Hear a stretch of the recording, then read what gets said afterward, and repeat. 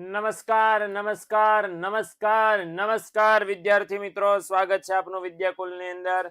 કેમ છો બધા મિત્રો? મને આશા છે કે તમે બધા મસ્ત મસ્ત મસ્ત મજામાં હશો. અને એની સાથે આજનો લેક્ચર માત્ર તમારા માટે લઈને આવ્યો છું ધોરણ 11 માં અર્થશાસ્ત્ર વિષયની પરીક્ષા માટે. એક સેક્શન એ અને સેક્શન બી, જેની તમે ઘણા બધા લાંબા સમયથી રાહ જોઈ રહ્યા હતા, અને એ હું સરસ મજાનો લઈને આવ્યો છું. પહેલી વખત તમને કહી દઉં ખાસમ ખાસ કે જે લોકોને ચિંતા છે કે સર વિભાગ ડી નું શું, તો યાદ રાખજો કે વિદ્યાકુલ છે ભાઈ તમારા માટે હંમેશા રહ્યું છે, રહેશે. એટલે બધા ધોરણોનું, મતલબ 11 નું પણ અને 12 નું પણ. હવે આપણે 11 નું વિભાગ ડી નું બાકી છે, ટેન્શન નટ. તમારું પેપર છે એના આગલા દિવસે હું આઈએમપી લઈને આવવાનો છું, ટેન્શન નહીં લેતા. એટલે એક પણ વિષય તમારા ટોપિકનો ક્લિયર રહ્યા વગર નહીં રહી જાય. વિભાગ ડી ના સવાલ પણ કવર કરી લેવાના છીએ. એસપી નું પણ જેટલા મિત્રો પૂછપૂછ કરો છો તો એમના માટે એસપી નું પણ આઈએમપી લઈને આવવાનું છે એસપી ના પેપરના આગલા દિવસે. એટલે એનું પણ તમે ટેન્શન નહીં લેતા મિત્રો. ઓકે, એટલે આ જેટલા મિત્રોના પ્રશ્નો તો સાહેબ બધું ક્યારે લઈને આવશો આ હું તમને અગાઉથી કહી દઉં છું. બાય ધ વે, આજના લેક્ચરની અંદર આપણે સેક્શન એ અને સેક્શન બી 5 ચેપ્ટરના છે જોવાનો પ્રયત્ન કરવાના છીએ. સ્ક્રીનશોટ પાડવા માટે જરાક હાજર હથિયાર રાખજો. બરાબર, જે હું પૂરું કરું એટલે સ્ક્રીનશોટ ફટાફટ પાડી લેજો. સાથે સાથે તમને સમજાવતો પણ જઈશ કે કઈ રીતે આપણે પ્રશ્નોની તૈયારી કરવાની છે, જવાબ કઈ રીતે લખવાના છે. નંબર 1, અર્થશાસ્ત્રના અભ્યાસ અને વિશ્લેષણની રીતે કેટલા પ્રકાર પાડવામાં આવે છે જો હું પહેલ લઈ લઉં, અને તમને જેટલાને પણ જવાબ આવડતો જાય ફટાફટ કોમેન્ટ સેક્શનમાં કોમેન્ટ કરતું રહેવાનું છે. એટલે એક્ટિવ રહેશો, અને એક્ટિવ રહેશો અને તમને તમારી ટેસ્ટની ખબર પડશે ઓરિજિનલ ટેસ્ટ પહેલા. એટલે જેટલા પણ મિત્રો જોડાયા છે ફટાફટ કોમેન્ટમાં જરાક જવાબ લખતા રહેજો. ઓકે, ચાલો. વિશ્લેષણ ને અભ્યાસની ક્ષેત્રમાં કેટલા પ્રકાર પડે છે? બે કયા કયા? એકમલક્ષી અર્થશાસ્ત્ર અને સમગ્રલક્ષી અર્થશાસ્ત્ર. આ બે પ્રકારથી પાડવામાં આવે છે. અર્થશાસ્ત્રને વાસ્તવવાદી વિજ્ઞાન તરીકે રજૂ કરનાર વ્યક્તિ કોણ હતા? તો કે પ્રોફેસર રોબિન્સ હતા. કોણ હતા? પ્રોફેસર રોબિન્સ, પ્રોફેસર લાયોનલ રોબિન્સ આ નામના અર્થશાસ્ત્રી હતા, જેમણે એવું કીધું કે અર્થશાસ્ત્ર વાસ્તવવાદી વિજ્ઞાન અથવા તો વાસ્તવલક્ષી શાસ્ત્ર છે, એવી એમણે આપણને ખાસ વાત કરી. ચલો, ઓકે. ત્યાર પછી એવા વ્યક્તિ કે અર્થશાસ્ત્રને સામાજિક વિજ્ઞાનનો દરજ્જો જેમણે આપ્યો. તો અર્થશાસ્ત્રને સામાજિક વિજ્ઞાન કોણે કીધું છે? તો આપણા સરસ મજાના વ્યક્તિ. ચલો હાલો, તમે આ તો આવડવો જોઈએ, આ સવાલ બધાને આવડવો જોઈએ. આ ત્રીજો એમસીક્યુ, અર્થશાસ્ત્રને સામાજિક વિજ્ઞાનનો દરજ્જો, મતલબ અર્થશાસ્ત્ર એક પ્રકારનું સોશિયલ સાયન્સ છે. આવી વાત કોણે કીધી? બોલો બોલો. અરે હા, એ બિલકુલ. શું આવે? Adam Smith. તો એડમ સ્મિથ એવા વ્યક્તિ હતા કે જેણે એવું કીધું કે અર્થશાસ્ત્ર તો સામાજિક વિજ્ઞાન છે ભાઈઓ બહેનો, હે ને? હાલો. ત્યાર પછી એડમ સ્મિથે અર્થશાસ્ત્રનું સ્વતંત્ર ચિંતન કરતું પુસ્તક ક્યારે રજૂ કર્યું? મતલબ એડમ સ્મિથે પોતાની બુક એક લખી હતી સરસ મજાની, અને એનું લાંબુ નામ હતું બાપા. ઓકે, પણ એને આપણે શોર્ટમાં કરીને શું કહેવામાં આવ્યું? Wealth of nations. આમ તો લાંબુ an inquiry into the the wealth of nations, હે ને? પણ તમારે શું કામ કરવાનું છે? તમારે કામ એ કરવાનું છે કે આપણે યાદ રાખવાનું છે કયા વર્ષમાં? 1776માં. પ્રણવભાઈ કોક એમ કે છે નીલકંઠ સર સ્વામી વિવેકાનંદ જેવું જલ્દી યાદ રાખવા માટે ફોટોગ્રાફિક મેમરી કેવી રીતે વિકસિત કર્યું? પ્લીઝ પ્લીઝ પ્લીઝ તેનો વિડીયો બનાવો. અરે અહીંયા ને અહીંયા તમને વિડીયો શું એનો બનાવો? વિડીયો બનાવીને વળી પાછું અલગથી તમારો ટાઈમ બગાડો મારે. એટલે હું તમને અહીંયા કહી દઉં કે ફોટોગ્રાફિક મેમરી છે એ કેવી રીતે વિકસિત કરી? તો એના માટે સૌથી પહેલી વસ્તુ જોઈએ સંયમ, એના પછી સૌથી બીજી વસ્તુ જોઈએ એકાગ્રતા, અને એના પછી સૌથી ત્રીજી વસ્તુ જોઈએ ધ્યેય, કે તમારે કરવાનું જ શું. બરાબર. અને ચોથી વસ્તુ આમ તો જોઈએ નહીં, પણ એમ કહું છું જે ચોથી વસ્તુ છે એ કઈ? નકામી વસ્તુ તમારી આજુબાજુ ફરકવી ન જોઈએ. ઓકે, હાલો. આ મને પૂછ્યું છે પ્રણવભાઈ, તો જરાક આજે જ મેં એક સરસ મજાનો વિડીયો જોયો, અને હું તમને તાજો શેર કરી દઉં. મને વિશ્વાસ છે, મને આશા છે કે તમે એને પોઝિટિવલી લઈ અને તમારા જીવનમાં આગળ વધશો. તમારે ટકા લાવવા છે, ટોપર બનવું, ફોટોગ્રાફિક મેમરી કરવી છે ને? હાલો, આ તમારા મહેનતમાં 100% સફળતા ઉમેરો કરશે. સાંભળજો છેક સુધી સ્ટોરી મિત્રો. તો સ્ટોરી એવી છે, સ્ટોરી આમ રિયલ બનેલી ઘટના છે. અમેરિકાના ન્યુયોર્ક શહેરમાં એક આર્ટિસ્ટ, વાયોલિન વાદક, મ્યુઝિશિયન, એનું નામ છે જોશુઆ બેલ. હવે આ ભાઈ ન્યુયોર્કમાં જે મેટ્રો ટ્રેન ચાલે ને અંડરગ્રાઉન્ડ, તો એ જે સ્ટેશન હોય સ્ટેશનની બહાર બેઠો અને વાયોલિન એને વગાડ્યું. 45 મિનિટ અને વાયોલિન વગાડ્યું. અને ઘણા બધા માણસો જે આવતા જતા હોય નીચે, બરાબર, એ બધા લોકો ટ્રેનમાં બેસે, ઊભા થઈને બધા કરે. તો આ લોકોએ આ જોશુઆ ભાઈને જોયો, આ ભાઈ બેઠા બેઠા વાયોલિન વગાડતો હતો, કોઈ છે એમ ટોપી ઉતરીને સન્માન આપ્યું, કોઈ એ તાળીઓ પાડીને કોઈ કે વાહ વાહ વાહ, વોટ એ પ્લેયર, વોટ એ પ્લેયર, વોટ એ મ્યુઝિશિયન, વોટે આમ વોટે આમ વોટે આમ, ને કોઈ કે તો પૈસા આપે. બધું થઈને 45 મિનિટમાં આ જોશુઆ નામના ભાઈ $30 $30 જેટલી ટીપ કમાણી. હવે આ સેમ વ્યક્તિ 2 દિવસ પછી બોસ્ટનમાં કોઈ એનો શો હતો, કોન્સર્ટ હતો, અને એ વાયોલિન કેવું વગાડે છે એ જોવા માટે એનું આયોજન કરવામાં આવ્યું હતું. અને એટલી પડાપડી હતી કે એક સીટ, એક ટિકિટનો ભાવ, અત્યારે કેમ ભારત પાકિસ્તાનની મેચના ભાવ છે બ્લેક માર્કેટમાં 55 લાખ ને 50 લાખનો એવડો ભાવ ચાલે છે, તો સિમિલરલી પડાપડી થતી અને એક ટિકિટના ભાવ $100 લાગ્યા. એક ટિકિટના ભાવ $100. બાય ધ વે, જે પેલા ભાઈએ વાયોલિન વગાડ્યું ને એ વાયોલિનની કિંમત $3.5 મિલિયન હતી. વાયોલિનની કિંમત $3.5 મિલિયન હતી. એટલે આ ભાઈ કઈ ગરીબ એવો નહોતો, પણ એને એક્સપેરિમેન્ટ કર્યો કે લોકો મને ઓળખે છે, મારા વાયોલિનને ઓળખે છે, આ છે શું, લોકો હોલમાં વાહ વાહ વાહ આફરીન થઈ જાય છે મારા ઉપર, ડોલી જાય છે મારા વાયોલિનના તાલે બધા. પણ એવું તો શું છે કે $30 ત્યાં મળ્યા અને આટલા બરાબર હજારો ડોલર ખર્ચીને મને જોવા આવે છે. ફ્રન્ટ રો ની સીટમાં જેને વારો આવ્યો છે એને તો કેવો ભાવ આવ્યો છે, છતાંય આ લોકોએ હજારો રૂપિયા ખર્ચીને શો જોયો. તો અંતે આ સાયકોલોજીના અભ્યાસ અંતે આ સાબિત એ થયું કે તમારી આજુબાજુનું વાતાવરણ છે ને એ કેવું છે ને એ વસ્તુ ખાસ મિત્રો ધ્યાનમાં રાખવાનું. સમજણ પડી? એ તમારી આજુબાજુનું વાતાવરણ જો સારું હશે ને, સમજણ, આજુબાજુનું વાતાવરણ સારું હશે તો એ લોકો તમારી વેલ્યુ કરશે. નહીતર શું થશે, તમે સારામાં સારા હશો અને તમારી આજુબાજુ વાળા જો નીચી ક્વોલિટી વાળા લોકો હશે તો એ નીચી ક્વોલિટી વાળા લોકો કોઈ દિવસ તમારી વેલ્યુ નહીં કરે, નંબર 1. અને નંબર 2 કે તમને કોઈ દિવસ છે એને કરતા આગળ નહીં વધવા દે, તમને નીચે લઈ જશે. ઓકે, એટલે આ વસ્તુનું ખાસ મિત્રો ધ્યાન રાખો. તમારે જ્યાં છો એના કરતા ઇમ્પ્રુવ થવું છે તો તમારા કરતા હોશિયાર લોકોની વચ્ચે રહ્યો, તમારા કરતા સારા લોકોની વચ્ચે રહ્યો. આપણો લોચો એ છે કે આપણે ફ્રેન્ડ કોને બનાવીએ, આપણી જેવી સેમ ટેવ વાળા. આપણે 55% આવતા હોય, એને 55% આવતા હોય, આપણે શું થાય ભાઈ હાલ્યું જાય, એમ ન હોય. તમારા કરતા વધારે ટકાવારી વાળા છે, તમારા કરતા વધારે ડિસિપ્લિન વાળા છે, તમારા કરતા વધારે સારા સ્વભાવ વાળા છે, તમારા કરતા વધારે મહેનત કરવા વાળા છે, તમારા કરતા વધારે સારી ટેવ વાળા છે. આને ફ્રેન્ડ બનાવો. એવા લોકોની વચ્ચે રહ્યો કે જે તમારા કામને તમારી મહેનતને આગળ લઈ જવામાં હેલ્પ કરે, ઊભી રાખવામાં નહીં. હે ને? એટલે આટલું કરશો ને એટલે વધારાના જે તમારા વહીવટો થાય છે, ઘણીવાર હલવાઈ જાવ છો કારણ વગરના, એ ઓટોમેટિક બંધ થઈ જશે. એટલે આ વસ્તુનું ખાસ મિત્રો ધ્યાન રાખજો. ઓકે, ચલો. સર 4 ખોટું છે? નહીં ભાઈ, 4 એકદમ સાચું છે. 1776 એડમ સ્મિથે છે અર્થશાસ્ત્રનું સ્વતંત્ર ચિંતન કરતું પુસ્તક લખ્યું હતું. 1776 પુસ્તકનું નામ છે વેલ્થ ઓફ નેશન્સ. ઓકે, ચોપડી જોઈ લો પ્લીઝ. બરાબર ને અંકિત, ચોપડી જોઈ લે બેટા. 1776 ઇઝ ધ રાઈટ આન્સર. કયા અર્થશાસ્ત્રીને અર્થશાસ્ત્રના વૈજ્ઞાનિક ઢબે સ્વતંત્રપણે અભ્યાસ કરવાનું બહુમાન મળ્યું છે? મતલબ કહેવાય માંગે છે કે પશ્ચિમના દેશમાં સૌથી વધારે કયો એવો અર્થશાસ્ત્રી છે કે જેને વૈજ્ઞાનિક ઢબે અભ્યાસ કર્યો? તો એ કોણ? Adam Smith.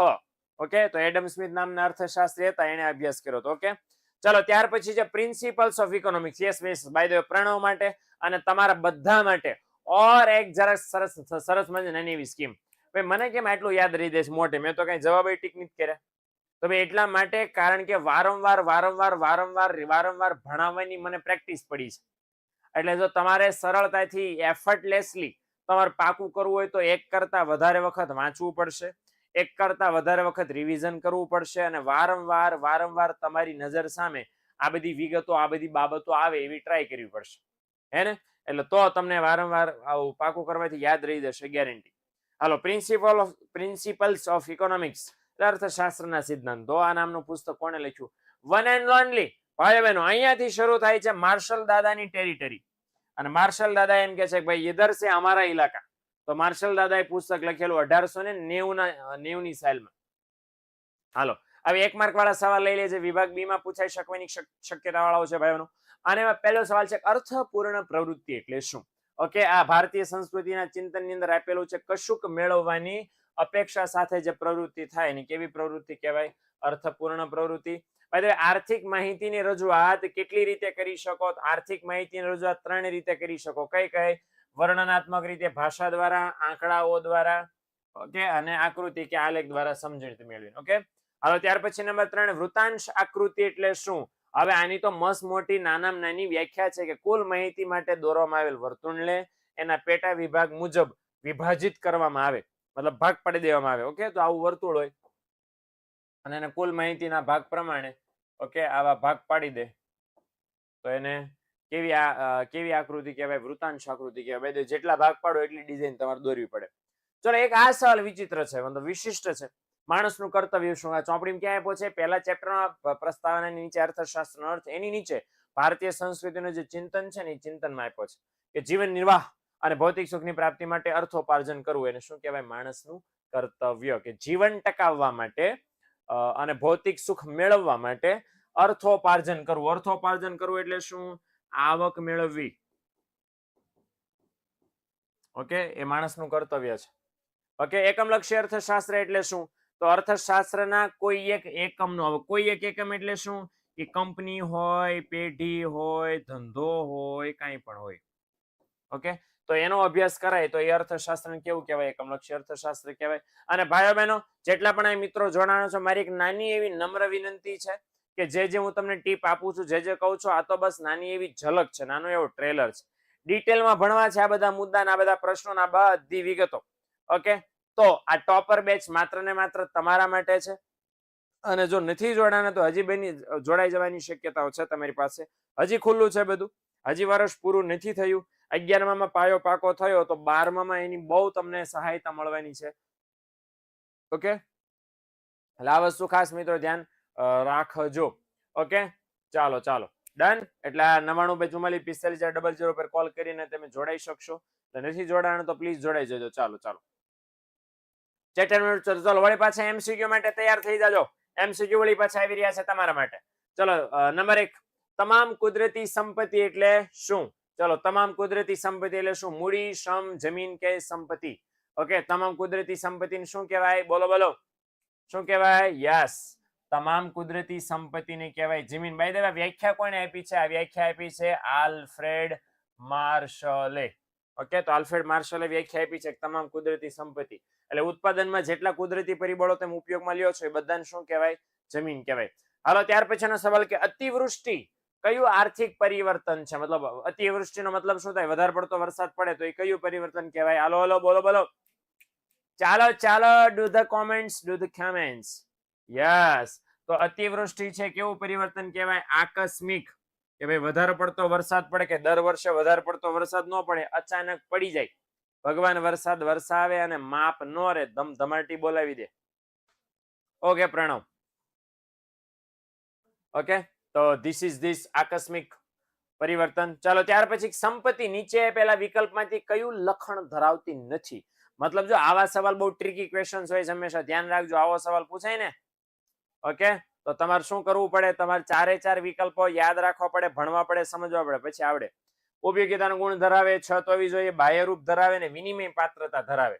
મતલબ 3 લક્ષણો સાચા અને 1 લક્ષણ ખોટું. તો ચાલો આપણે જોઈએ કે કયા લક્ષણ સાચા અને કયું લક્ષણ ખોટું. ઉપયોગિતાનો ગુણ ધરાવે તો યસ, તો ઉપયોગિતાનો ગુણ ધરાવે છે, પણ આપણે લક્ષણ ખોટું છે ને એ પકડવાનું છે. હવે એની છત હોવી જોઈએ ને, એની તો અછત હોવી જોઈએ. આપણા માટે જવાબ આ થઈ ગયો છે, પણ આપણે છતાંય બાકીના વિકલ્પમાં જરાક આંટો મારી લઈએ. બાહ્ય સ્વરૂપ ધરાવે તો કે યસ, વિનિમય પાત્ર છે તો કે યસ. એટલે આ 3 બરાબર વિભાગ, સોરી, એ સી અને ડી, એ ત્રણેય એમસીક્યુ સાચા, બી છે ખોટો, તો એટલે આપણો જવાબ બનશે ભાઈ બહેનો. શ્રમિક અને શ્રમિક કેવા છે? શ્રમ અને શ્રમિક કેવા છે? જુદા, સમાન, સજીવ કે અવિભાજ્ય? તો ભાઈ બહેનો શ્રમિક અને શ્રમિક બે કેવા છે? અવિભાજ્ય છે, છૂટા પાડી શકાય નહીં. ઓકે, છૂટા એટલા માટે ન પાડી શકાય કારણ કે માણસ કામ કરતો બંધ થઈ જાય તો કામ થતું બંધ થઈ જાય, હે ને? એટલે એ અવિભાજ્ય છે. હાલો ત્યાર પછીનો એમસીક્યુ, વસ્તુ સેવાના બદલામાં ચૂકવાતા નાણાકીય એકમનું પ્રમાણ એટલે હાલો તમે વસ્તુ સેવા ખરીદવા જાઓ અને આ તો ઈઝી પીજી, નો ભણો ને તોય આવડે. આ તો મમ્મી પપ્પાને પૂછો ને કે પપ્પા આપણે વસ્તુ સેવાના બદલામાં જે રૂપિયા ચૂકવીએ એને શું કહેવાય? એમને આવડે. હા, વહેલો સવાલ છે. શું આવે? યસ, તમે છોકરા હોશિયાર તો છો. શું જવાબ આવે? કિંમત, પ્રાઇસ. ઓકે, જે નાણાં સરળતાથી માપી શકો. અને છેલ્લો સવાલ, માનવ જીવન માટે વસ્તુ કેટલી ઉપયોગિતા ધરાવે છે? બાબત શું દર્શાવે? કયું મૂલ્ય દર્શાવે છે? વિનિમય મૂલ્ય, ઉપયોગિતા મૂલ્ય, વપરાશ મૂલ્ય કે આંતરિક મૂલ્ય? ઓકે, સવાલમાં જવાબ છે ક્યાંય ઉપયોગી લખ્યું છે, મતલબ શું આવે? ઉપયોગિતા મૂલ્ય. ઓકે, તો ઉપયોગિતા મૂલ્ય ધરાવે છે. Section C most IMP already પરેશભાઈ કહી દીધો છે. Okay, please go and check. હાલો, ત્યાર પછી એક માર્કના સવાલ બીજા ચેપ્ટરમાં ફટાફટ જોઈ લે. વિચારવાનો ગુણ શા માટે સંપત્તિ નથી? તો મિત્રો, વિચારવાનો ગુણ વિનિમય પાત્ર નથી. જો શું લેવા વિચારવાનો ગુણને સંપત્તિ નો કહેવાય?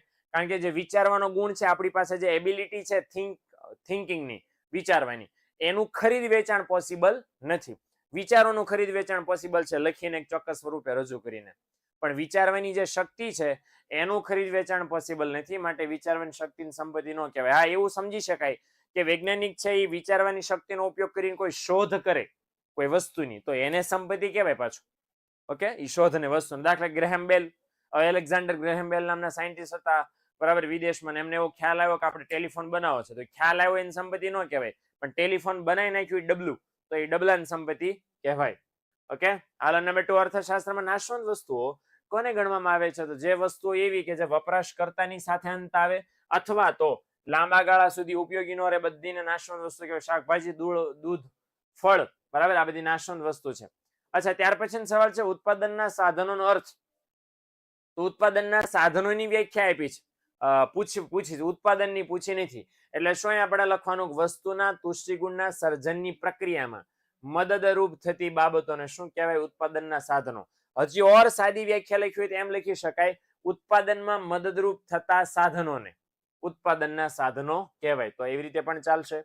હાલો, કિંમત તો ઓલરેડી હમણાંની વ્યાખ્યા જોઈ ચૂક્યા કે વસ્તુ સેવાના બદલામાં ચૂકવાતા નાણાકીય એકમનું પ્રમાણ, એને શું કહેવાય? કિંમત. એમસીક્યુમાં જોઈએ ને આપણે.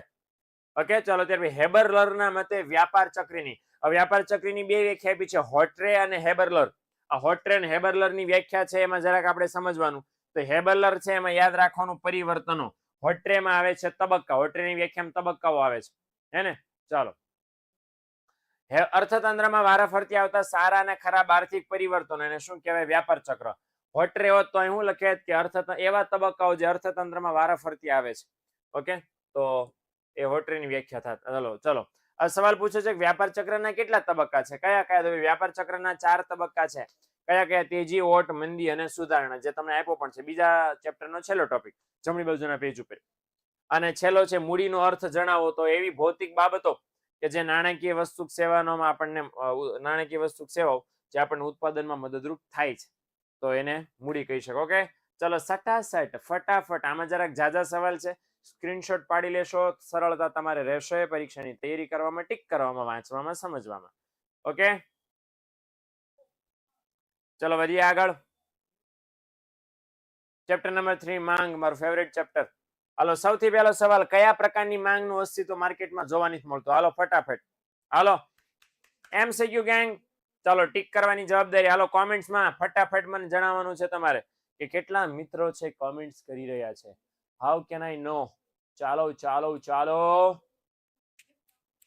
મૂલ્ય સાપેક્ષ માંગ, મૂલ્યાનપેક્ષ માંગ, સંપૂર્ણ મૂલ્યાનપેક્ષ માંગ કે સંપૂર્ણ મૂલ્ય સાપેક્ષ માંગ? એકમાત્ર માંગ એવી છે કે દુનિયામાં કોઈ દી ક્યાંય જોવા મળે નહીં, અને એ કઈ છે? સંપૂર્ણ મૂલ્ય સાપેક્ષ માંગ. ઓકે, કિંમતમાં નજીવો ફેરફાર થાય, માંગમાં અનંત ફેરફાર થઈ જાય, એવું હજુ સુધી ક્યાંય બનતું નથી. માત્ર પૂર્ણ હરીફાઈમાં બને. પૂર્ણ હરીફાઈ જોવા નથી મળતી. એટલે આના કરતા અઘરો સવાલ, અરર, કિંમત અને માંગ વચ્ચે કેવો સંબંધ છે? મને લાગે કે બહુ સારો સંબંધ છે. તમને શું લાગે છે? કેવો સંબંધ છે ભાઈ બહેનો? કિંમત અને માંગ વચ્ચે કૈસા સંબંધ હે રે? ઓકે, તો કૈસા સંબંધ હે? વ્યસ્ત સંબંધ હૈ. ઓકે, ઊંધો સંબંધ છે. કિંમત ઘટતા માંગ વધે ને કિંમત વધતા માંગ ઘટે. ઊંધું. હાલો, ઓકે, ત્યાર પછી નીચેનામાંથી માંગને કોની સાથે સંબંધ નથી? હવે આ સવાલ છે ને બહુ બધા બીજા પબ્લિકેશનમાં હું નામ લીધા વગર જરાક કહું છું કે જરાક એનો જવાબ ખોટી રીતે અપાયેલો છે, એટલે હું જરાક તમને વિથ લોજિક ચોપડીની વ્યાખ્યાને ધ્યાનમાં રાખીને હું તમને સાચો જવાબ આપવાનો પ્રયત્ન કરું છું. ઓકે, પુસ્તક સિવાયના, ફરીવાર કહું છું, પુસ્તક સિવાયના અન્ય પ્રકાશનોમાં જવાબ અલગ આપેલો છે, પણ હું જરાક તમને કહું પુસ્તક પ્રમાણે સૈદ્ધાંતિક રીતે આ સવાલનો સાચો જવાબ શું હોઈ શકે. ઓકે, બાય ધ વે, પુસ્તક પ્રમાણેના અન્ય પ્રકાશનો એવું કહે છે કે ભાઈ નીચેનામાંથી કોને માંગની સાથે સંબંધ નથી? જવાબ શું આવે? ગ્રાહક. એટલે ભાઈ ગ્રાહકને તો સીધો સંબંધ છે, કારણ કે માંગ કોણ કરે? ગ્રાહક. હવે જરાક ચારે ચાર આપણે એમસીક્યુ ચેક કરીએ. ઓકે, તો સૌથી પહેલો આપણે માંગની વ્યાખ્યા પહેલા તો બોલવી પડે. ચોક્કસ સમય અને કિંમતે ગ્રાહકની વસ્તુ ખરીદવાની ઈચ્છા શક્તિ અને તૈયારી. અને શું કહેવાય કિંમત, એવી વ્યાખ્યા આપણને પુસ્તકમાં પણ આપી છે અને આ જે વ્યાખ્યા આપી છે બીજી કોઈ વ્યાખ્યા માંગની છે જ નહીં ચોપડીમાં. તો એ પ્રમાણે સમજો તો પહેલો જ શબ્દ શું આવ્યો? ચોક્કસ સમય. તો સમય તો છે, સમયનો સંબંધ છે. ચોક્કસ સમયે અને કિંમતે, તો કિંમત પણ આવી ગઈ. ગ્રાહકની, તો ગ્રાહક આવી ગયો. હવે વ્યાખ્યાના પહેલા 3 શબ્દોમાં જ આવી ગયો ચોક્કસ સમયે અને કિંમતે ગ્રાહકની. તો એ 4 શબ્દો બોલો ને એમાં 3 આવી ગયા. તો શું નો આવ્યું? તો પુરવઠો નો આવ્યો. એટલે આપણો જવાબ માંગને કોની સાથે સંબંધ નથી? જવાબ આવે પુરવઠો. આ યાદ રાખજો, પુરવઠા અને માંગ સાથે કોઈ લેવા દેવા નથી. શા માટે આ જવાબ આવે? કારણ કે પુરવઠો બજારમાં લાવવાની તૈયારી, જવાબદારી, એ લાવવાની ચિંતા, બળતરા કોણ કરે છે? ભાઈ ઉત્પાદક કરે છે. કોણ કરે છે? ઉત્પાદક. વેપારી કરે છે, ગ્રાહક નહીં. ગ્રાહક તરીકે તમે વસ્તુ થેલી લેવા જાવ ત્યારે એવું વિચારો કે ભાઈ તમારી દુકાનમાં હોય ને તો હું અહીંથી ઘરે જ લેવા નીકળું. એ તો જાય માર્કેટમાં, દુકાનમાં એક દુકાનમાં હોય તો બીજી દુકાન પકડાય, બીજીમાં હોય તો ત્રીજી પકડાય ભાઈ. એટલે આ જવાબ યાદ રાખજો, આ ફૂલ એન્ડ ફાઇનલ છે ચોપડી પ્રમાણે. હવે જરાક મેં તમને જે પ્રમાણે સમજાવ્યું એ પ્રમાણે મગજ દોડાવીને કામ કરશો તો ચોપડી પ્રમાણે તમારું સાચું પડશે. ઓકે, એટલે રેફરન્સ પુસ્તકનો લેજો. બોર્ડની પરીક્ષામાં 12માં જ્યારે પહોંચશો ને ત્યારે જ્યારે બોર્ડની પરીક્ષાની આન્સર શીટ બનશે, જે આન્સર કી, એ આન્સર કી પણ પાઠ્યપુસ્તકના આધારે બને છે. આ વસ્તુનું યાદ રાખજો. એટલે અન્ય પ્રકાશનો પર વિશ્વાસ કરવાને બદલે ચોપડી ઉપર જરાક વિશ્વાસ કરજો. ઓકે, હાલો ડન. ત્યાર પછી છે પૂરક વસ્તુઓ કેવી હોય છે. હવે પૂરક વસ્તુ એટલે, તો પૂરક વસ્તુ એટલે દાખલા તરીકે મોબાઈલ લેવો છે તો સિમ કાર્ડ પૂરક વસ્તુ કહેવાય. ગાડી, બાઇક લીધી છે તો પેટ્રોલ પૂરક વસ્તુ કહી શકાય, બરાબર ને? તો આ ગાડી અને પેટ્રોલ કેવી વસ્તુઓ કહેવાય? તો યાદ રાખજો, પેટ્રોલ અને ગાડી છે પરસ્પર જોડાયેલી વસ્તુ કહેવાય. કેવી કહેવાય? પરસ્પર જોડાયેલી. ગાડી લીધી પેટ્રોલ નાખવું જ પડે, હવાથી નહીં ચાલે. મોબાઈલ લીધો સિમ કાર્ડ નાખવું પડે, નહીતર વાત નહીં થાય. હે ને? સમજણ પડી ને? એટલે આ રીતે છે મુખ્ય વસ્તુ વાપરવા માટે અન્ય બીજી વસ્તુની જરૂર છે. ધેટ ઇઝ પૂરક વસ્તુ. અને પરસ્પર કેવી હોય છે? જોડાયેલી હોય છે. માંગની મૂલ્ય સાપેક્ષતાના પ્રકારો કેટલા છે? સાદી, સિમ્પલ. હાલો હાલો હાલો, આ તો આવડે એવો છે જવાબ. હાલો, માંગની મૂલ્ય સાપેક્ષતાના પ્રકારો કેટલા છે? ઈઝી પીઝી. હાલો, આ નો આવડે તો બીજું શું આવડે? આ આવડે તમારી તૈયારી સારી છે એવું હું કહી શકું ફટાફટ. ચાલો, યસ. ઓકે, ચાલ સર, તમારું નામ શું છે? અરે કોમેન્ટમાં મારું નામ કોઈને આવડતું હોય તો પ્લીઝ, વાળંદ શિલ્પાબેન છે, મારું નામ પૂછે છે. કોઈને કોમેન્ટમાં પ્લીઝ મારું નામ આવડતું હોય તો પ્લીઝ અમને બતાવો, પ્લીઝ પ્લીઝ. ઓકે, પણ બાય ધ વે 5 પ્રકારો છે. ફટાફટ 5 નામ બોલી જાઉં છું. મૂલ્ય સાપેક્ષ માંગ, મૂલ્ય અનપેક્ષ માંગ, એકમ મૂલ્ય સાપેક્ષ માંગ, સંપૂર્ણ મૂલ્ય સાપેક્ષ માંગ ને સંપૂર્ણ મૂલ્ય અનપેક્ષ માંગ. ઓકે, તો 5 પ્રકારો છે. એ 5 પ્રકારો બહુ ફની વેમાં, બહુ હળવી શૈલીમાં આપણે ટોપર બેચમાં સમજાવ્યા છે કે તમે કોઈ દી જિંદગીમાં ન ભૂલો. પણ એના માટે જોડાવવું પડશે ને તમારે એમાં જોવું પડશે મને, બરાબર ને? એટલે તમને મજા આવી જશે. જેટલા ટોપર બેચ વાળા મિત્રો હોય જરાક કહી દે કે રેડી હા કે ના. સમજાયું છે ને? પેલા બિસ્કિટના ઉદાહરણ વાળા, જેને બિસ્કિટ યાદ હોય, ઓરિયો બિસ્કિટ, એ જરાક લાઈક કરી દેજો, કોમેન્ટ કરી. અને હા, જેટલા મિત્રો ઓકે જોડાણા છો ફટાક સટાક ભાઈઓ બહેનો લાઈક કરી દેજો. લાઈક નથી કર્યો તમે વિડીયોને. હાલો હાલો. ઓકે સર, કલાકમાં દિવસમાં કેટલી કલાક વાંચવું પડે? અરે ભાઈઓ બહેનો, જેટલા કલાક તમે ફ્રી હો ને એટલા કલાક વાંચવું પડે. વાંચવાની કોઈ લિમિટ જ નથી ને એવું કઈ માપ જ નથી કે એટલા કલાક વાંચશો તો આવી જશે.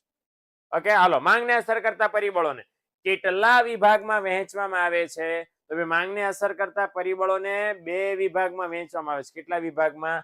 2 બગડે 2. કયા 2 વિભાગમાં? આવડે તો જરાક કોમેન્ટ્સ કરી દો ભાઈ બહેનો. હાલો, કયા 2 વિભાગમાં? આવડવું જોઈએ પાછું. તો 2 વિભાગ એક જ છે. કયા? નંબર 1 પહેલો વિભાગ. તો પહેલો વિભાગ છે કિંમત અને બીજો છે કિંમત સિવાયના અન્ય પરિબળો. તો કિંમત અને કિંમત સિવાયના જે અન્ય પરિબળો છે ને, એ આપણો સાચો જવાબ છે. માંગ રેખાનો ઢાળ કેવો હોય છે ભાઈ? ઋણ. કેવો ઢાળ હોય છે માંગ રેખાનો ઢાળ? અને ઋણ હોવાનું રીઝન એ છે કે કિંમત અને માંગ વચ્ચે કેવો સંબંધ છે? વ્યસ્ત. અને એટલા માટે ઋણ ઢાળ આપણને જોવા મળે છે. હાલો, 1 માર્કના સવાલ જોઈ લે ફટાફટ.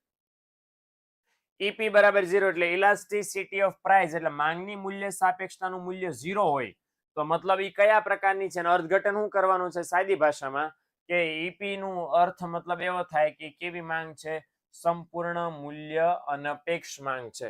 સંપૂર્ણ મૂલ્ય અનપેક્ષ માંગ એટલે શું? કે કિંમતમાં ગમે એટલો ફેરફાર થાય, માંગમાં કોઈ ફેરફાર થાય નહીં, માંગ સ્થિર હોય. હવે તો ઈપી બરાબર 0 આવે. હાલો, બજાર માંગ એટલે શું? સાદી ભાષામાં જેટલા બજારમાં ગ્રાહકો છે, બધા ગ્રાહકોએ જે અલગ અલગ કિંમતોએ માંગ કરી હોય એ માંગના સરવાળાને શું કહેવાય? બજાર માંગ કહેવાય. હવે માંગ એટલે શું? કે કોઈ ચોક્કસ સ્થળે, સમય અને કિંમતે, અથવા તો ચોક્કસ સમય, કિંમત અને સ્થળે ગ્રાહકની વસ્તુ ખરીદવાની ઈચ્છા શક્તિ અને તૈયારી શું કહેવાય? કિંમત. હવે તો આ વ્યાખ્યા છે. વ્યાખ્યામાં જો તો ક્યાંય પુરવઠો આવ્યો, ક્યાંય પુરવઠો નથી આવ્યો. વ્યાખ્યામાં ક્યાંય પુરવઠો નથી આવ્યો તો આપણે બોલે મારી તોડીને પુરવઠો ઘુસાડવો છે. એટલે પુરવઠો જ આપણો જવાબ છે. આ યાદ રાખજો. પુરવઠાને માંગને લેવા દેવા નથી. માંગની મૂલ્ય સાપેક્ષતા એટલે શું? હવે આ બહુ નાનામાં નાની હેલામેલી, એની કરતા બીજી વ્યાખ્યા ચોપડીમાં નથી. એટલે આ યાદ રાખજો. માંગની મૂલ્ય સાપેક્ષતા એટલે કોઈ પણ વસ્તુની કિંમત અને માંગ વચ્ચેનો કેવો સંબંધ? પ્રમાણાત્મક. હવે આવક સાપેક્ષતાની વ્યાખ્યા પૂછાય ને તો એ આમાંથી જ કરી શકાય કે માંગની આવક સાપેક્ષતા એટલે કોઈ પણ વસ્તુની ગ્રાહકની આવક અને માંગ વચ્ચેનો પ્રમાણાત્મક સંબંધ. અહીં કિંમતને બદલે હું મૂકી દેવાનું છે? આવક. ખતમ. ઓકે, હાલો. માંગમાં વધારો ઘટાડો ક્યારે શક્ય બને? બાય ધ વે, તો માંગમાં વધારો ઘટાડો ક્યારે શક્ય બને? કે વસ્તુની કિંમત યથાવત એટલે કે સ્થિર રહે અને એના કારણે અન્ય પરિબળમાં ફેરફાર થાય તો માંગમાં વધારો ઘટાડો આપણને જોવા મળે. ઓકે, તો આ વસ્તુનું ખાસ મિત્રો ધ્યાન રાખજો. Okay, done. ચાલો, ત્યાર પછીનો સવાલ, મીઠાની માંગનો પ્રકાર. મીઠું છે આપણી જીવન જરૂરિયાતની વસ્તુ છે, તો એની માંગ કયા પ્રકારની હોય? 5 પ્રકારોમાંથી. તો મીઠાની માંગ કહેવાય મૂલ્ય અનપેક્ષ. ઓકે, તો સંપૂર્ણ મૂલ્ય અનપેક્ષ પણ કહી શકો. સંપૂર્ણ મૂલ્ય અનપેક્ષ એટલા માટે કહી શકાય કે એની કિંમતમાં ગમે એટલો વધારો ને ગમે એટલો ઘટાડો થાય, આપણે માંગમાં કોઈ ફેર પાડવાના નથી. ઓકે સર, તમારા આઈએમપી થી 80 આવી શકે? મારા ભાઈ આ માનસીબેન એવું કહે છે કે ભાઈ આપણા 11મા ધોરણમાં પેપર જ 50 માર્કનું હોય છે અને વાર્ષિક પરીક્ષામાં પેપર 80 માર્કનું હોય છે. એટલે 80 ઉપર નહીં આવે, બરાબર? 80 કે 80 થી નીચે આવશે. ઓકે, પણ તૈયારી કરશો તો. ઓકે, તો મીઠાની માંગ કેવી છે? સંપૂર્ણ મૂલ્ય અનપેક્ષ છે. બાય ધ વે ભાઈઓ બહેનો, તમારા માટે રસથાળ સરસ મજાના નોલેજનો મૂકી દીધો છે. લેવાની ઈચ્છા હોય ધોરણ 10 ના ધોરણ 12 ના પેપર સેટ લોન્ચ થઈ ચૂક્યા છે. ધોરણ 11 વાળા એમ કે સાહેબ અમારા માટે શું? તો તમારા માટે એક સરસ મજાની ગ્રામર ગીતા છે. ઓકે, ઇંગ્લિશ ગ્રામરમાં સરસ સરસ ટોપિક એ અહીંયા મૂકવામાં આવેલા છે, તો એ જરાક તમે મેળવી શકશો. કિંમત છે માત્ર 90 રૂપિયા. અને લેવું હોય તો તમારા 97 12 44 48 નંબર ઉપર કોલ કરવો પડશે. ઓકે, હાલો. ચેપ્ટર નંબર 4, ઉત્પાદકો દ્વારા ઉત્પાદિત થતા વસ્તુના એકમોના સમૂહને શું કહેવાય? હાલો, ઉત્પાદકો જે વસ્તુ બનાવે એના સમૂહને શું કહેવાય છે? ઉત્પાદન. હાલો, ત્યાર પછી હાલો ફટાફટ એમસીક્યુ ટીક કરવાના છે. ચાલો, કિંમત સિવાયના પરિબળો પ્રેરિત ફેરફારને પુરવઠામાં થતા પરિવર્તનને શું કહેવાય? કયા પરિબળોના કારણે ફેરફાર થયો? કિંમત સિવાયના, મતલબ અન્ય પરિબળો, મતલબ અન્ય પરિબળના કારણે પુરવઠામાં ફેરફાર થયો એને શું કહેવાય? વધારો ઘટાડો. હાલો, કિંમતના ઘટાડાને કારણે પુરવઠામાં થતા ફેરફારને શું કહેવાય? કિંમત ઘટે અને એના કારણે પુરવઠો વધ્યો. તો કોના લીધે પુરવઠોમાં ફેરફાર થયો? કિંમતના લીધે. તો કિંમત ઘટી એના કારણે પુરવઠો વધે, આપણને ખબર છે, પણ કોના લીધે પુરવઠો વધ્યો? કિંમતના લીધે. તો વધારો ન બોલાય, શું બોલાય? વિસ્તરણ. ઓકે, વિસ્તરણ બોલાય. હાલો, નંબર 4, ચોથો એમસીક્યુ. હવે આ બહુ સરસ મજાનો છે, આનો બેઠો જવાબ ચોપડીમાં નથી આપ્યો, પણ આ ખબર પડી દેવી જોઈએ. શું ઘટે? તો નફાનું પ્રમાણ ઘટવાથી પુરવઠો ઘટાડવામાં આવે. હાલો બોલો, આ સવાલનો જવાબ જેને આવડે નહીં આપણે સમજી લો કે તમારું સમજો તમારે તો આઈએમપી ની જરૂર નથી. ચાલો, એવા હાલો, ચાલો બોલો જલ્દી બોલો. હા બિલકુલ. તો શું આવે જવાબ? કિંમત. ઓકે, કિંમત ઘટે તો નફો ઘટે, નફો ઘટે તો પુરવઠો વેપારી ઘટાડી દે. સાદું, સિમ્પલ. ચલો, વસ્તુની કિંમત અને પુરવઠા વચ્ચે કેવો સંબંધ? કિંમત અને માંગ વચ્ચે વ્યસ્ત સંબંધ હતો, તો કિંમત અને પુરવઠા વચ્ચે કેવો સંબંધ છે? ધન સંબંધ છે. હવે ત્યાર પછી ભવિષ્યમાં ભાવ વધવાની અટકળ હોય તો પેઢી વર્તમાનમાં પુરવઠો શું થાય? ક્યારે ભાવ વધવાના છે? ભવિષ્યમાં. ભવિષ્યમાં ભાવ વધે એટલે વેપારીને નફાની શક્યતા ક્યારે વધે? ભવિષ્યમાં. તો વેપારી વધારે પુરવઠો ક્યારે લઈ જાય? ભવિષ્યમાં. ભવિષ્યમાં વધારે પુરવઠો લઈ જવો હોય તો વર્તમાનમાં શું કરવો પડે? ઘટાડવો પડે. તો વર્તમાનમાં પુરવઠો શું થાય? ઘટે. ઓકે, ગોખાય નહીં, એવી રીતે યાદ રખાય. આવા કોન્સેપ્ટ ગોખીને ભેગા ન થાય, આવી રીતે યાદ રખાય. ભાઈ ભવિષ્યમાં વધારે ફાયદો છે એટલે ભવિષ્યમાં હું વધારે વેચીશ ને, અત્યારે નહીં વેચું, એટલે વર્તમાનમાં ઘટાડી દેવાનું. કિંમત અને પુરવઠા વચ્ચેના સંબંધની ગાણિતિક સ્વરૂપમાં રજૂઆત એને શું કહેવાય? પુરવઠાનો. બોલો. પુરવઠાનો ની ના. બોલો. શું જવાબ આવે?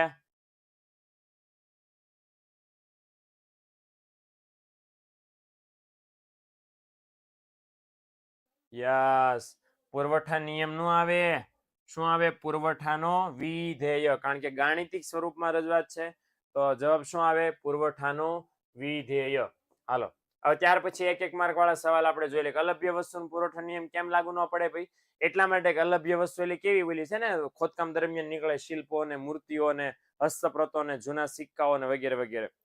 એનો પ્રોબ્લેમ એ છે કે એવી વસ્તુની કિંમત વધે તો એ બધી વસ્તુના પુરવઠામાં તેમ વધારો ન કરી શકો, અને એટલા માટે પુરવઠા નિયમ લાગુ ન પડે. નંબર 2, કિંમત નિર્ધારણ એટલે શું? સાદામાં સાદી વ્યાખ્યા એવી છે કે માંગ અને પુરવઠો એ બે પરિબળો દ્વારા વસ્તુ સેવાની કિંમત નક્કી કરો એને શું કહેવાય? કિંમત નિર્ધારણ કહેવાય. ઓકે, હાલો ત્યાર પછી જથ્થો એટલે શું?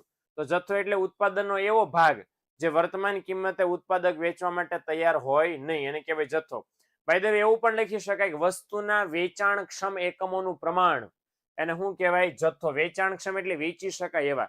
બાય ધ વે અહીંયા ધ્યાન રાખજો કે ઉત્પાદનના એવા એકમો છે કે જે તૈયાર થઈ ગયા છે વેચવા માટે, પણ ઉત્પાદક ને એમ છે હમણાં આપણે કઈ વેચવાની ગણતરી નથી, તો એને જથ્થો કહી શકાય. પુરવઠાની વ્યાખ્યા શું છે? માંગની વ્યાખ્યાની જેમ જ કે ભાઈ ચોક્કસ સમય અને કિંમતે ઉત્પાદક કે વેપારી ઉત્પાદનનો જેટલો ભાગ બજારમાં વસ્તુ વેચવાની ઈચ્છા શક્તિ તૈયારી દર્શાવતો હોય તો એને પુરવઠો કહી શકાય. ઓકે, હાલો નંબર ત્યાર પછીનો સમતુલા કિંમત એટલે શું? હવે બહુ ઈઝી છે આ વ્યાખ્યા કે એવી કોઈ કિંમત કે જ્યાં માંગ અને પુરવઠો બે કેવા થાય? સરખા.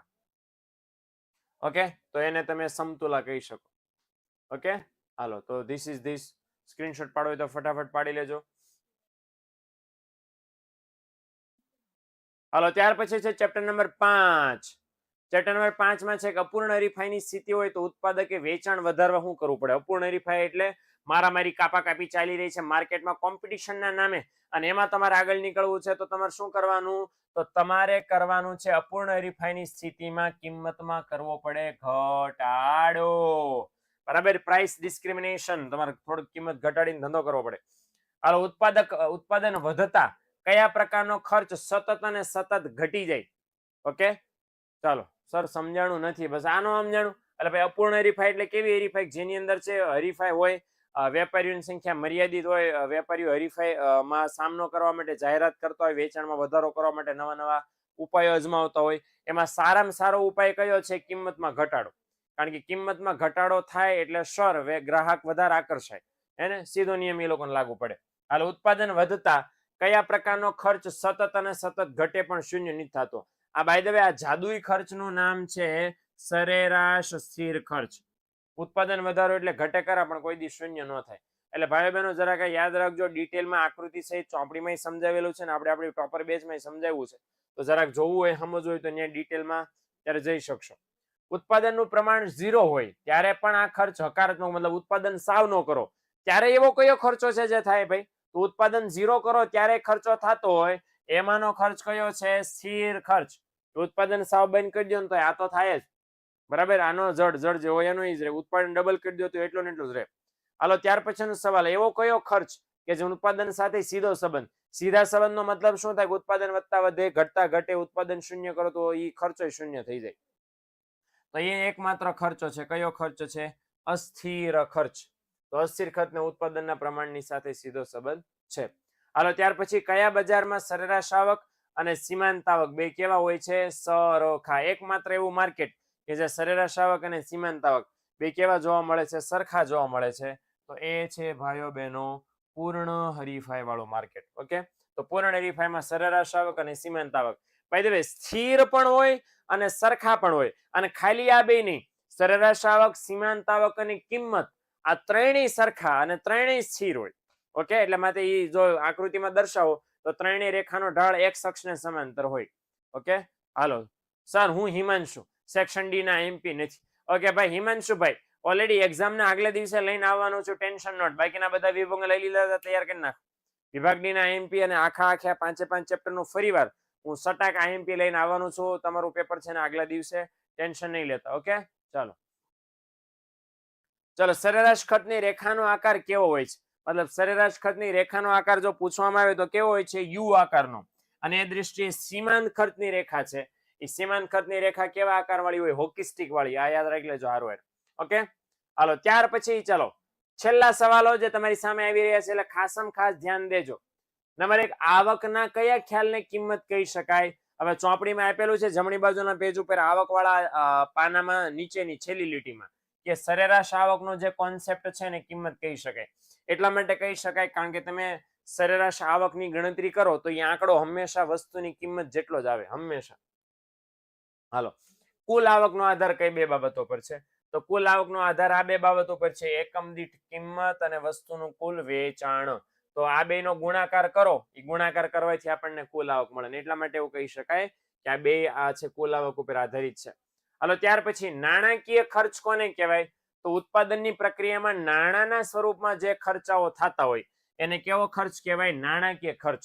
ઓકે, નાણાંના સ્વરૂપમાં જે ખર્ચા કરો છો, કર્મચારીને વેતન ચૂક્યું, લારી ભાડું ચૂક્યું, બરાબર ને, આવક માલ ગાડા ભાડું, જાવક માલ ગાડા ભાડું ચૂક્યું, ઓફિસ ના ખર્ચા ચૂક્યા, વેચાણ વિતરણના ખર્ચા અને સ્ટેશનરીનો ખર્ચો, અને આ બધા તમે નાણાંમાં જે ચૂકવો છો એને નાણાકીય ખર્ચો કહી શકાય. હાલો, સીમાંત આવક બહુ ઇન્ટરેસ્ટિંગ વ્યાખ્યા છે કે વસ્તુના વધારાના એક એકમના વેચવાને કારણે પેઢીની કુલ આવકમાં જે વધારો થાય શું કહેવાય? સીમાંત આવક. ફટાફટ શોર્ટમાં સમજાઈ દો. ચાલો, પહેલા 500 એકમ વેચતા હતા અને 1000 રૂપિયા મળતા હતા. હવે 501 એકમ વેચ્યા અને 1010 રૂપિયા મળ્યા. તો કેટલા એકમમાં તમે વધારો કર્યો? એક એકમમાં વધારો કર્યો ને એના કારણે આવક કેટલા રૂપિયા વધી ગઈ? 10 રૂપિયા. તો આજે 10 રૂપિયા આવક વધી ને, આ 10 રૂપિયાની કેવી આવક કહેવાય? સીમાંત આવક કહેવાય. ઓકે, એટલે વેચાણમાં ફેરફાર થવાથી આવકમાં કેટલો ફેરફાર થાય છે એ ફેરફારને કહેવાય સીમાંત આવક. ઇંગ્લિશમાં એને એમઆર કહેવાય, શોર્ટમાં માર્જિનલ રેવન્યુ. હાલો, ત્યાર પછી છે વૈકલ્પિક ખર્ચ એટલે શું? ઓકે, તો વૈકલ્પિક ખર્ચ એટલે ઉત્પાદનના જેટલા પણ સાધનો છે એક કરતા વધારે વિકલ્પો, એક કરતા વધારે ઉપયોગો ધરાવે છે. હવે લોચાપાટી શું છે કે તમે એક વિકલ્પ પસંદ કરો તો બાકીના વિકલ્પો જાતા કરવા પડે. ઓકે, તો જે વિકલ્પો તમે જાતા કરો છો ને એ જતા કરવા પડેલા વિકલ્પોને શું કહેવાય? વૈકલ્પિક ખર્ચ કહી શકાય. એટલે સાદી ભાષામાં આ વસ્તુનું ધ્યાન રહે કે વિકલ્પો એક કરતા વધારે છે, એક કરતા વધારે કામ છે, તો તમે એક કામ પસંદ કરો તો બાકીના જાતા કરવા પડે, એક વિકલ્પ પસંદ કરો તો બાકીના જાતા કરવા પડે. એવું ના થાય એને કેવો ખર્ચો કહેવાય છે? વૈકલ્પિક ખર્ચ. ઓકે, એટલે જમીનના માની લો 2 વિકલ્પ હતા, ઘઉં વાવવા, ચોખા વાવવા. હવે જો તમે ઘઉં વાવો તો ચોખા જાતા કરવા પડે, ને ચોખા વાવો તો ઘઉં જાતા કરવા પડે. એટલે આપણે શું કરવાનું? દાખલા તરીકે ઘઉં વાવ્યા કારણ કે તમને ઘઉંમાંથી વધારે કમાણી થાય એમ છે, તો ઘઉં વાવ્યા તો તમે ચોખા વાવવાનું જાતું કરવું પડશે. તો ચોખાનો ઓપ્શન જાતો કર્યો ને, તો જે ચોખાનો ઓપ્શન જાતો કર્યો છે એને કહેવાય વૈકલ્પિક ખર્ચ ધંધાનો. ઓકે, સ્ક્રીનશોટ પાડી લો ફટાફટ, સટાસટ કામમાં આવશે પરીક્ષામાં. આ બધાના ફોટા પાડવાના, તમને જેટલે જરૂર પડે જગદીશ. ઓકે, એ બધાના ફોટા પાડવાના છે, જેટલાની જરૂર પડે એટલે બધાના ફોટા પાડી લો.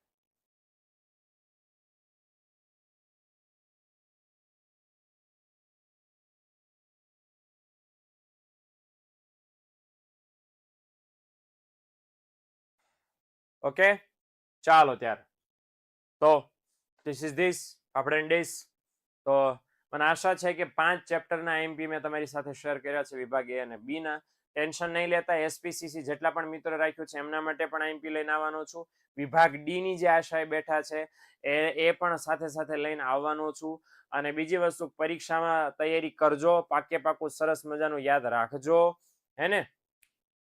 તો ચોક્કસ તમારું રિઝલ્ટ સુધરશે, ચોક્કસ તમારા માર્ક આવશે. મહેનતમાં કલાકો વાંચવાના ગણવાના હોય નહીં, તમારી જેટલી તાકાત તેવડ છે બધી નાખી દો અને સારું રિઝલ્ટ આવશે. ભગવાનના ચરણોમાં પ્રાર્થના. કે મળીએ મિત્રો નેક્સ્ટ લેક્ચરની અંદર. આઈએમપી લઈને આવજો. ટાટા, બાય બાય, સી યા. ધોરણ 10 નું આઈએમપી પણ આવી રહ્યું છે ટૂંક જ સમયમાં, ટેન્શન નહીં લેતા. ચલો મળીએ નેક્સ્ટ વિડીયોમાં. આવજો.